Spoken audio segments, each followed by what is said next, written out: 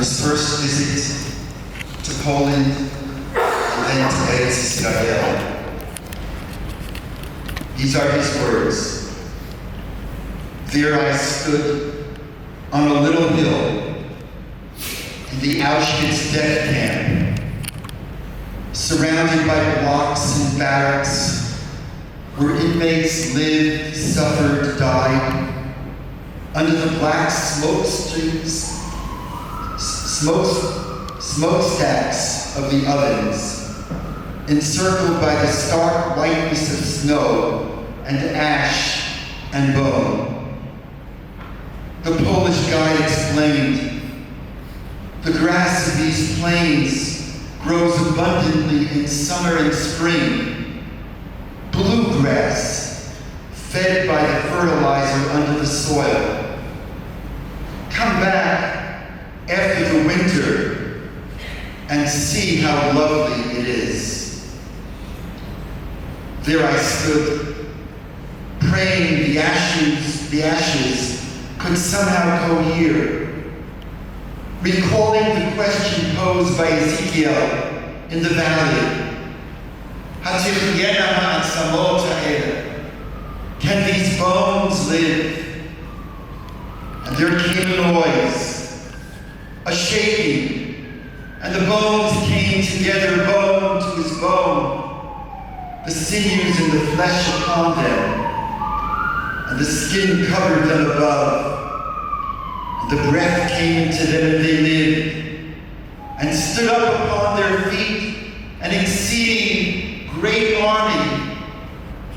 Behold, O my people, I will open your graves and cause you to come out of your graves and bring you to the land of Israel. There I stood on a lofty mountain in Jerusalem, in Yerushalayim. Before me the vast hosts of the Jewish people, in schoolrooms, in cities, in factories, in villages, in battle, in peace. God, remember the souls of the departed and guard over the resurrected children of Israel in the land of Israel. I once asked my father, Abba, why did you go back? And my father quoted to me the pasuk from the Torah. The pasuk said by Yosef HaTzadik, Et achai anochi mevakesh, Abba said. I am looking for my brothers and my sisters. Not only my inner family, but my outer family. Then Abba looked at me, and looking into my eyes, he said years ago, spell the word achai. Spell it out for me. So I stood before my Abba, and I spelled out the word achai. And then he tenderly touched my hands, looked into my eyes, and said, that's my blessing for you. Achai, Aleph Chet Yud, is the acronym of the name we blessed you with. Abraham, Chaim, Yosef. I bless you with this blessing of Et Achai, Anochi Mevakesh. Our Father had many tributaries, many passions, many missions in life, but his key mission was Et Achai, Anochi Mevakesh, that the best model of nation is not community, is not even nation. The best model of nation is family. speaking to our niece, Mordechai and Debbie's daughter, Yafa asked my father the following question: if you could impart some words of wisdom to your grandchildren and great-grandchildren, what would you say? It's a powerful question for each of us to ask ourselves. If there's only one teaching, not two teachings, only one teaching that we could impart, Yafa asked, what would you say, Zaidi? This was his answer. These are his words: that they should take an example from the family spirit as far as being together, being part of each other. I don't know how many families there are who are that close together as we are. I don't know. But if you look carefully at our particular family, you see a closeness that is very great.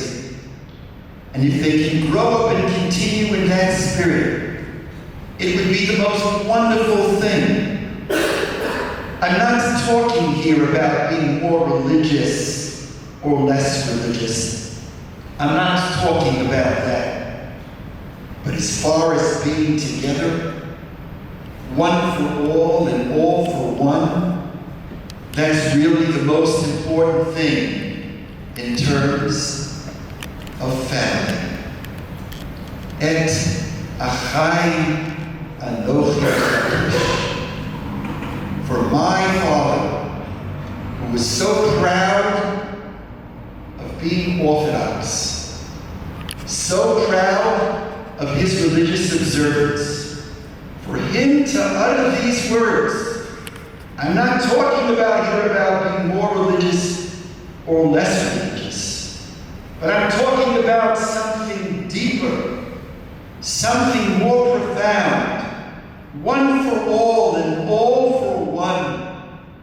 That's the most important thing. That was his teaching. And Abba B'Dma'ot, permit me to personally say thank you for trying to humbly take this teaching with every ounce of breath that I have. Abba, your greatest teaching was family, inner family, inner family. We are, my siblings and I, are so very different.